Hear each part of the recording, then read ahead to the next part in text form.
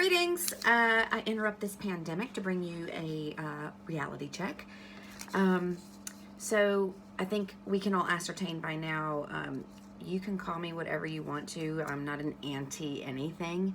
I am somebody who is always about supporting whenever possible choices, because that's kind of what the human experience is about. It's about learning how to navigate choices and not having all of our choices made for us. It's like, trying to teach a child to ride a bike and pedaling the bicycle for them, So that's kind of what Earth is all about. And so I just wanted to throw a little something out there to give you a reminder, because we like to talk about science and scientific facts and all. And, as somebody who had cancer, I've had it twice in my lifetime.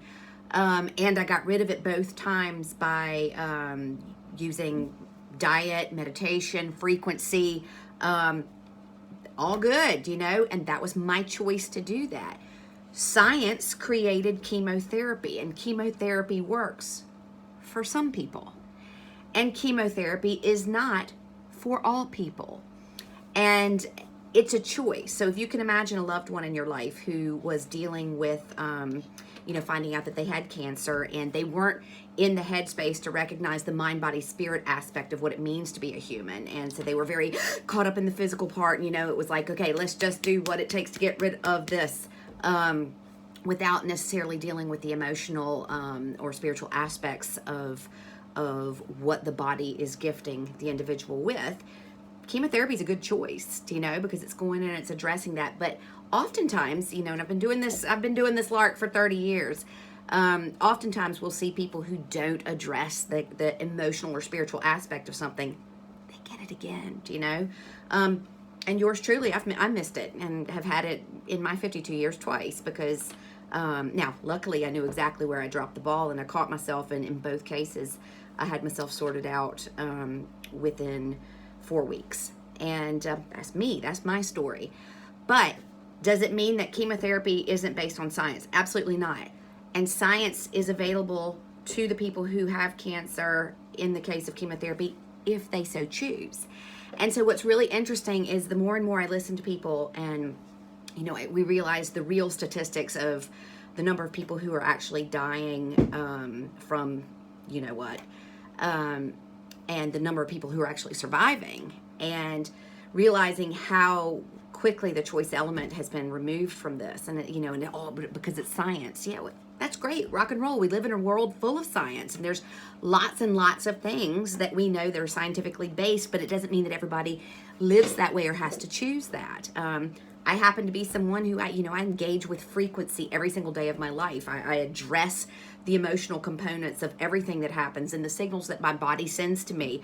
I get adjusted every week. I do a lot of things to connect in with that. Does that make me better than anybody else? No, it means that I'm living that life. I'm living that path. And it works for me. And I know a lot of other people that it works for as well. And I also know a lot of other people who choose the medically oriented route, and that works for them. Rock and roll. What the problem is that I'm having is that we're all being kind of forced into having the same type of experience when we're looking at something that really globally, the recovery rate from what we're dealing with here doesn't warrant removing people's choice as to how they're going to cope or deal with something, and people like myself are getting becoming more and more the minority, and it's really interesting. But, look, let's talk about some science, and let's talk about some freedom of choice as well. I can leave work. It's Friday. Y'all, I've been working all week. I had a tough one. I've had, on one day alone, I had 3 people actively contemplating suicide in my workspace. Man, it's been a heavy week. So I could rock on down to the liquor store, and I can pick up some beverages for later, and I can go into that convenience store across the street and I can buy a pack of cigarettes, So I could go drink and I can go smoke. Now, scientifically and medically, do we know that there are people who drink and it does not work with their constitution, that they get something from drinking that's not good for their system? And do we know that there are other people who seem to drink and have no problem at all? Do we know that there are a lot of people who go and buy that pack of cigarettes and eventually they end up with cancer? 480,000 to be exact, in America in 2019, and 41,000 of those people were from secondhand smoke. So when we talk about, well, they had a choice. Well, the 41,000 didn't have a choice. That was secondhand smoke. And, some of those were children who were growing up in a space where they didn't have that choice.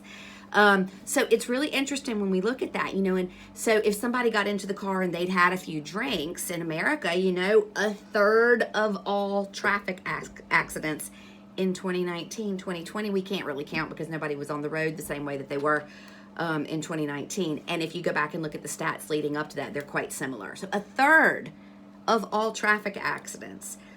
But doesn't science tell us that if somebody drinks too much and then they get behind the wheel of a car, that it's going to impair them, and that the likelihood of an accident is far greater? Yet we can still go buy alcohol and we can still go buy cigarettes, because we live in a world where we have choices, and people who take the risk to get behind the wheel to go from A to B to go to the grocery store, they're taking the risk that somebody out there on the road, whether they're impaired by alcohol or drugs or in a heightened emotional state where they're not paying, attention, they're taking a risk that something could happen, because that's life, guys. So I just wanted to throw that out there and kind of remind us to take a little reality check when we're talking about science. Do we know that vaccinations are scientific? Sure. But do you also realize that you live in a world where everybody doesn't follow the same science? Do you know? We know statistics about going out and sunbathing and having, extra time out in the sun, and how that can, damage and harm the skin and all that. But yeah, people still have the choice to go out there. It's science. We know what's going on, but we still have the choice to do that. Yeah, but this is contagious. Is it? Because it's really funny because, like when I got it a year ago and I was hanging out in the space and coughing and sneezing all over my friend, who said, I'm not doing this. I'm going to help you study this, and I'm not going to get it. If it were mortally contagious to every single person who is exposed, let me tell you what, I've been in this office working flat out 6 days a week. Y'all, I should have gotten something, and my staff should have gotten something, and the people coming in and out of here should have gotten something. But it's just not happening, do you know? And so I just want to remind you about that, because I'm so tired of being called anti anything, but you know what? Keep bringing it on. Keep going. I'll persevere. But just think about what you're saying, because those of us who are trying to remind people that we're all not living the same way, and that some of us are making different choices, that's my vegan friends. Some of them are adamant that what people are doing when they eat meat is absolutely wrong. It's horrible. It's it's wrecking the planet. It's violating these precious lives and all of this. And then I've got some of my friends who are meat eaters who are just like, look, there's life in everything. There's a vibration and a frequency in every living thing, be it plant, animal, mineral, whatever. And they've all got valid arguments. And so this is why we kind of exist in a realm where choice is key. And when we get into real trouble is when we get these swelling up. It's like, go back to the Inquisitions when the church came in and took over, and then you had this lady over here who was helping people to heal using herbs, as opposed to prayer and contributions from the church and tithing and going in and getting the prayers said by the church, and she's a witch. Like, it never works out okay, guys. It never works out okay. And so whenever we see an upswell of something, and people who are like, it's science, what do you think, we're stupid? Like, that we don't know that there's science behind this? Of course we know. There's science behind a lot of things, that are a part of our daily lives that I can choose or not choose. But what's happening is the imposition that is being placed on people, and that moniker of selfishness, or that because they are choosing to do something differently than the status quo, that in some way we are are selfish or not aware of, of science, because I could turn around and say the same thing to you. Gosh, you know what? I wish you'd been in here taking good care of yourself over the last however many years. But like, I have to deal with that every single day when somebody walks in. Hey, I'm flying out to Turkey Monday, and I've got this 20-year-old back pain. Science says that their back pain is not going to be gone by Monday. But I smile and I welcome them in, and I explain and I educate, and we start creating a plan, and we move towards something. And some people walk out and they're like, that doesn't work for me. I'm not interested. I want a one-hit wonder, and I want out. And that's okay, because everybody doesn't have to believe in the same thing and live the same way. That's what makes it really interesting. And so, back to that argument about drinking. Everybody who drinks isn't an alcoholic. Some people are. And everybody who drinks doesn't get behind the wheel of the car, but some people do. And guess what? Alcohol is still available. And everybody who smokes doesn't die of lung cancer, but a lot of people do. And you can still go across the road and buy the cigarettes. And it's scientifically based, but it's still available, right? And so you might have a scientifically based idea about what's going on, but let's look at statistics.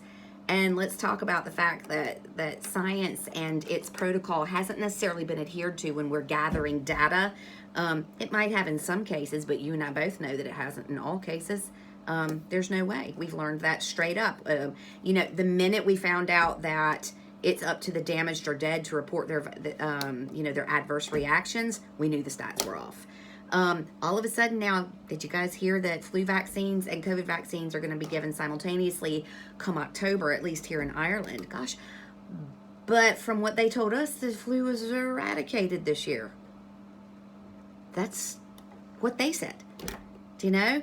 So, it's an interesting thing. And again, I'm all about the choice. I don't care what you choose to do, because I support your right to choose to do it. And I will continue to edge you forward in your support of my right to choose as well. I'm watching some things happen, and people taking it upon themselves and using fear tactics to scare people and to bully family members and all. And it's just not on. But you know what? They're doing it anyway, and they've got stuff to learn from it, I guess. So, yeah, just throwing that out there. Have a wonderful weekend. Have a think about this, because those of us who are following one protocol or path, it's not that we don't believe in science or don't know that science is behind all of this, but science is not infallible, and just because somebody who is in this protocol with this agenda doesn't mean that everybody in the world is following that protocol for their life stories and their life paths. I had great respect for my father. He was an amazing, wonderful person, a man of God. He was, a hardcore church-going man. And I have deep respect for that. And I know that he believed with all of his heart X, Y, and Z. My life experiences and what happened to me and the experiences I had, in a near-death incident showed me something different.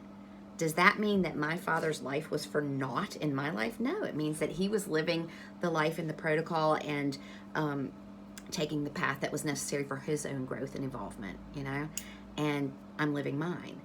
Does that mean I don't believe in science? Nope. Does it mean I don't believe that there's something going on out there?